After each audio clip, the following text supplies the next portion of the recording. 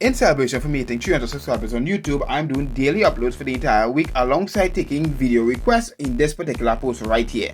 So if you have a video request, go on this particular post and comment what you want. And our first video request is from Shaggy, where he wants a full-fledged video on me explaining how James is stronger than Kitty. I'm going to try to go over everything that makes God stronger than James, starting off with his feats. First of all, I'm not going to be talking about Kitty much for this part of the video because Kitty got jack off for feats.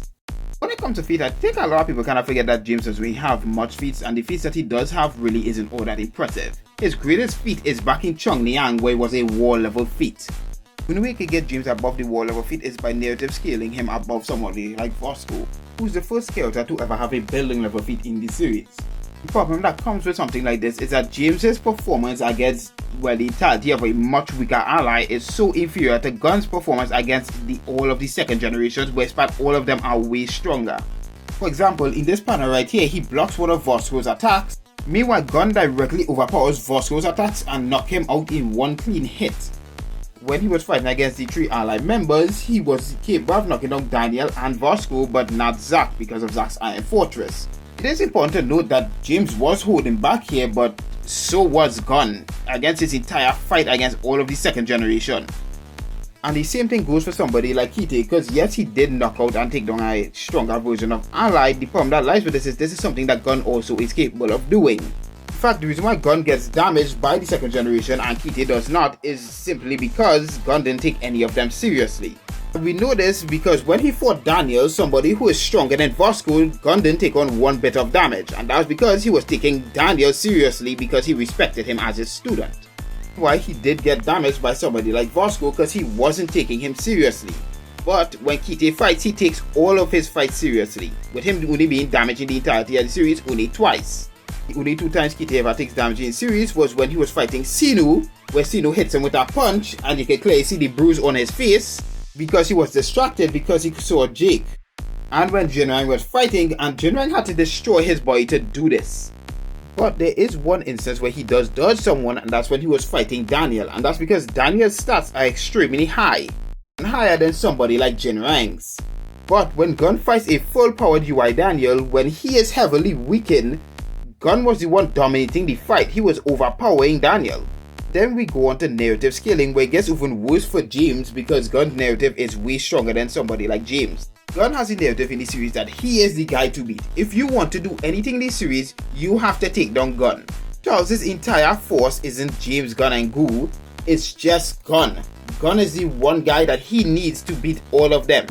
A lot of people misunderstand what Charles meant in this panel with Daniel being the only one who could keep James at bay, with people interpreting what Charles meant as Gun couldn't keep James at bay. Gun could have kept James at bay, but what people fail to comprehend is that Gun has a different job in comparison to what everyone else does. Everyone in Charles' circle has a particular job. James's job is to run PTJ Entertainment.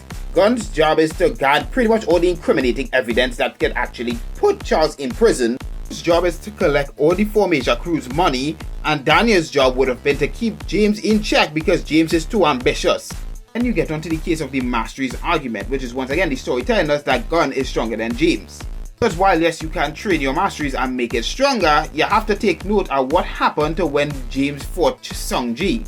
In his fight against Sungji, James has his trained speed mastery, which is way faster than the speed mastery that he first got. But when Sungji now got his speed mastery, he blesses James not once but twice, which James is completely confused in how the hell this even happened. But on the opposite end, because James got his power mastery after Sungji, where Sungji's power mastery is trained, James's power mastery is far superior to what Sungji is capable of doing.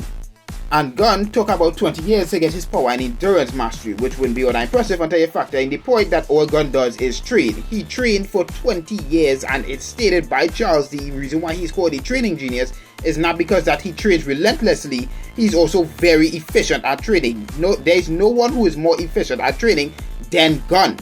And we know he didn't get masteries anytime sooner because during the hunt for Big Deal, one questions why is Gun's body so durable. One who has already achieved mastery and knows about mastery, saying that Gun hasn't even achieved mastery yet his body is just so durable. We know Gun isn't slow because during the hunt for Gun, we see multiple times that Gun is casually capable of outspeeding vehicles. The final point we have here is statements, which James doesn't really have all that incredible statements.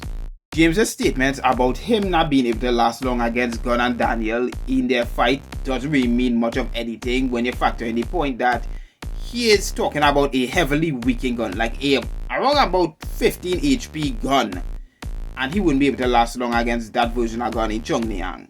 And UI Daniel, who is said to be around the level of Gapyeong Kim, who we already know his Chong-Niang variant wasn't even capable of beating him in a one-on-one fight. He had to jump in.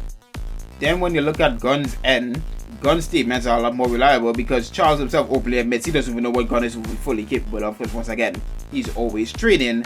And when Daniel talks about somebody being waiting at the gate, Charles asks who is that somebody, but then doesn't even care because he openly believes Gunn will kill him. Keep in mind, Charles knows that James is on their side, so even James himself ran through his mind and he still doesn't believe he can beat Gunn. You also want to know why I think about Gapyeong Kim's power being plot armor? Yes, conviction is plot armor.